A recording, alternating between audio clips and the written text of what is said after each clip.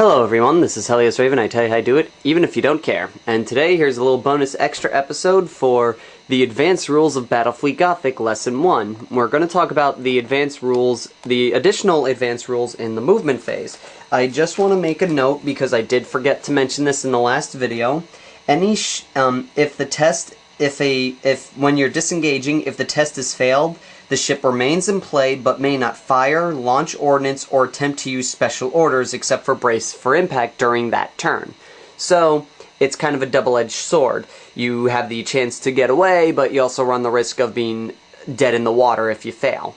So, just keeping that in mind, we are now moving on to the other movement phase advanced rule, which is all ahead full ramming speed. You may attempt, if you wish, to ram another ship. This could be, the way that this would happen is you can ram any ship in which a vessel that's under the all ahead full special order, if in its path its base would come in contact with another ship, so it can, touch here, touch right there, doesn't matter where, as long as it comes in the base contact with it during its move, it may attempt to ram. There are a couple things to keep in mind here. You can only ram one ship, so if you want to ram this vessel, you couldn't ram this vessel, then this vessel as well. You can only do the one that you picked. You have to be under all ahead full in order to do it, and you do not need to take a leadership check to ram to ignore the closest target. So if the enemy vessel is coming this way and it wants to ram this cruiser, it doesn't have to make a test because this battleship is in the way first. It can actually just ignore the battleship and go straight for it. It's kind of, again, that representation of three-dimensional space. Ships can go over and under each other. And so what you would do is, so let's go base, and then also one more thing to keep in mind here. The way it works is after you're under all ahead special orders, you would move your full distance ahead, and then when you come in contact with the ship that you want to hit, you roll a leadership check to see if you actually can hit them.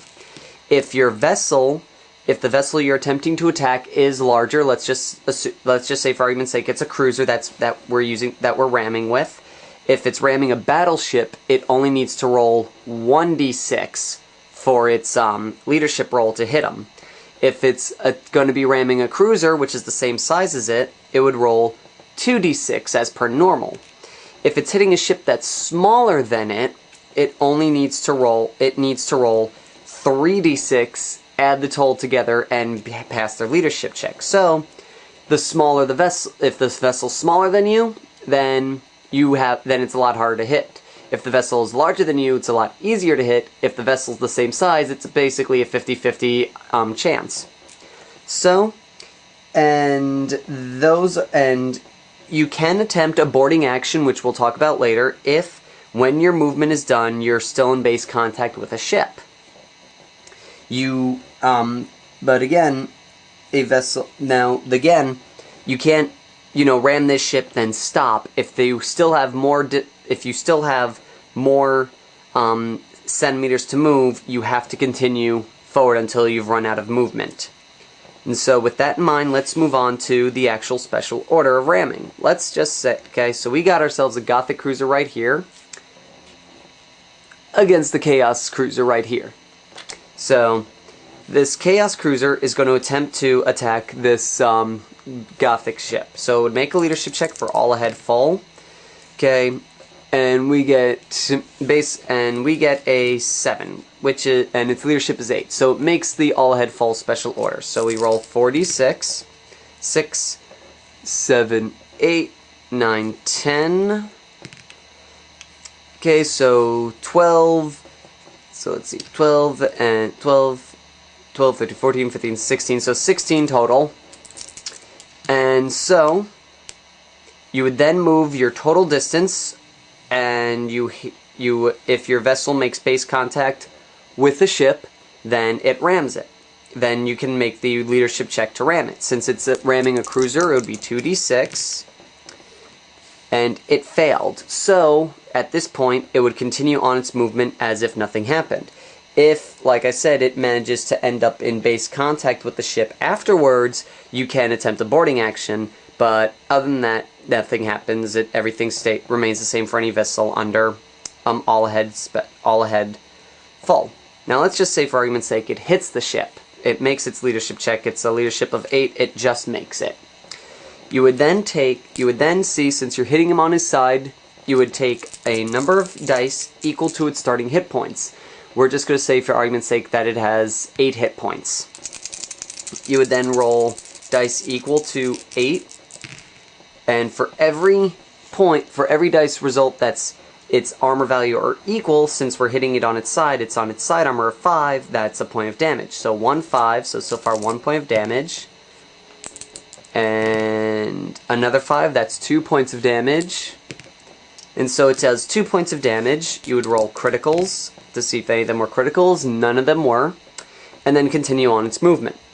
But because this ship rammed this guy, there is a risk of it taking damage itself. So since it's hitting him from his side, he would take half his starting HP, which is 4. And this does have an this ship does have an armor value of 5, so that's 3 hits. And so a total of 3 hits go to this guy, and then critical hits.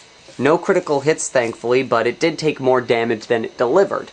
And then it would move on its way. Now, let's just say, what if this scenario was the case? Both ships are going to hit each other front to front. Then the defending ship gets to roll a number of dice equal to its total hit points, as if it were the ramming ship as well. And so so in a sense, it's a double-edged sword.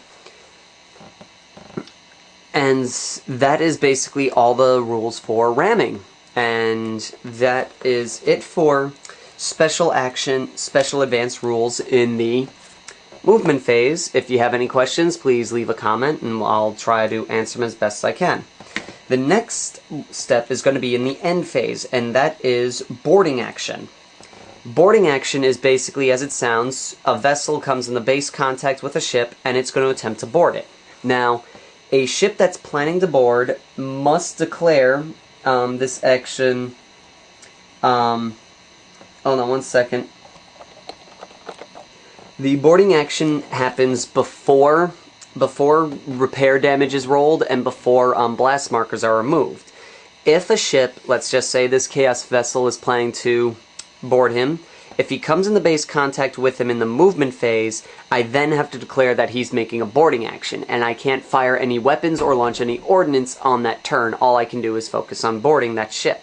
So if I come into contact with him, and I want to fire my lances at him, I would have to choose fire weapons at him or board him. So this Chaos Vessel's decided it's going to take a boarding action and be risky. At that point, you would then factor in its boarding value. The boarding value of a ship is equal to the number of damage points it has remaining. Just so we get an idea of different status and such, we're going to say that the Imperial ship that is crippled, so it's at 4 HP, and this guy's at 8 HP. You would then take a d6 for each vessel. The red one's going to go to the Imperial one, the funky purple one's going to go to the Chaos Vessel, and you roll off. Chaos Vessel rolled a 5, Imperial Vessel rolled a 6. So now you take it to different... So now this guy gets special boarding modifiers. The first one is does the enemy ship have a blast marker in contact with it? If it does, you add a +1 to your result. There are none, so we don't get that plus. If the enemy is crippled, you add 2. So now it's up to 7 because the ship is crippled. If the enemy ship is under special orders, it is not, so it doesn't get a... But if it was, it would get a +1. If you are an Orc or Chaos, you get a +1, so now he's up to 8 because it's a Chaos Vessel that's doing the boarding action. If you're Space Marines, you add 2. There are no Space Marines here, so no big deal. Your own boarding value is higher, that's a +1. Your own boarding value is twice the enemy's, that's a +2. Your own boarding value is 3 times the enemy's, that's +3. Your own boarding value is 4 or more times the enemy's, +4. You apply the highest modifier. So, his boarding value is higher, and his boarding value is twice the enemy's vessel, he doesn't get a +3, 1 for being higher, 2 for being double his value, he gets a 2. So 8, 9, 10. He's now a value of 10, he's a value of 6. This ship lost. Now we factor in how many they lost by. The Chaos ship won by 4. So this cruiser now takes 4 points of damage. That would mean that now on this case you wouldn't roll on the catastrophic table, it automatically becomes a drifting hulk. Now let's just say for argument's sake it still has 1 hit point left. So it has 1 hit point left, so it survives. And we look on the boarding chart here, and we find that the ship won by 4. So the winning ship rolls a d6, and on a 2+, it scores a critical hit. It does, so the Imperial Navy vessel now has a critical hit. The losing ship gets to roll, and on a 6, it causes a critical hit on the Chaos vessel. It rolled a 5, so no critical hit goes to the Chaos vessel. We then roll on the chart to see what happens to the Imperial vessel. Now, in the event of a draw, both players have the same score after modifiers. The combat is a draw. In this case, the ships grapple together and continue fighting in each subsequent end phase. Neither ship may move, shoot, or launch ordnance until the boarding action results in one of the ships being reduced to 0 damage. The victorious surviving ship can then move off and continue the fight in its next turn. So basically, so this guy goes in and attacks him, the Imperial Navy ship got lucky and tied him. This Chaos vessel is now tied up. It can't do anything. It has to sit there and keep boarding until one of the other ship lost. Same with this vessel. It survived, but it can't move away. It can't do any attacks. It has to sit there and attack the other Chaos vessel until the other one is destroyed. It's basically a representation of both ships being flooded, and both ships are just focused on the destruction of the other vessel. Now, with multiple ships in a boarding action, several ships may attempt to board an enemy vessel. They add their boarding values together, and a single dice roll is made to work out the boarding result. Any damage points inflicted are distributed amongst the attacking ships by the attacker himself, but the chance of a critical hit damage being caused applies to each and every ship attempting the board. So, let's just say, for example, these two cruisers here attack this Chaos vessel, and the Chaos vessel wins, and it wins by 3. The attacking player gets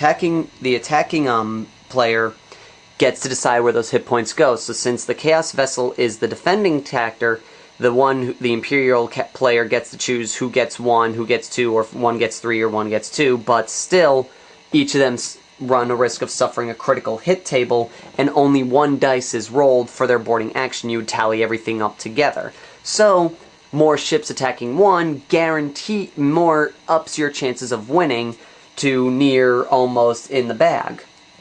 And escorts and boarding ships. Escorts can attempt to board other ships using the rules above. They can even attempt to board capital ships if they wish, although escorts will only stand a chance against a badly damaged vessel. Remember that when escorts are boarding or being boarded, a successful critical hit will destroy them, so it is quite possible for an escort to win a boarding action, but be destroyed in the process. So what they're basically saying is, if an escort ship decides to attack this Chaos vessel, and it wins the boarding action, but the Chaos vessel still scores a critical hit, the Chaos vessel is still around, the escort is gone away. So, you might want to avoid trying to do boarding actions with your escorts. And that's all the time I have left. We'll conduct the last part of the advanced rules in our next video, so until next time, this is Helios Raven, signing off.